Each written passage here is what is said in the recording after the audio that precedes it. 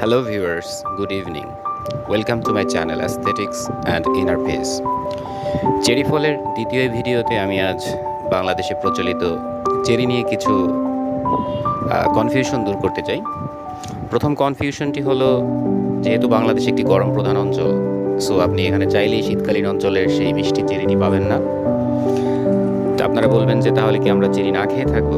না, আপনারা চাইলে এই বারবেডোস বা অ্যাসিরোলা চেরিটি আপনারা আমাদের এই গরম প্রধান অঞ্চলে আপনাদের ছাদ বাগানে অথবা মাটিতেও এই চেরিটি আপনারা রোপণ করে বেশ ভালো ফল পেতে পারেন। আরেকটি কথা হলো, আমাদের বাজারে যে চেরিগুলো পাওয়া যায় সেগুলো প্রকৃতপক্ষে কোনো চেরি নয়। এগুলো হচ্ছে গরম চাকে লাল রং মিক্স করে কৃত্রিমভাবে তৈরি করা এক ধরনের চেরি, যেটি স্বাস্থ্যের জন্য খুবই খারাপ। Thanks for watching my video.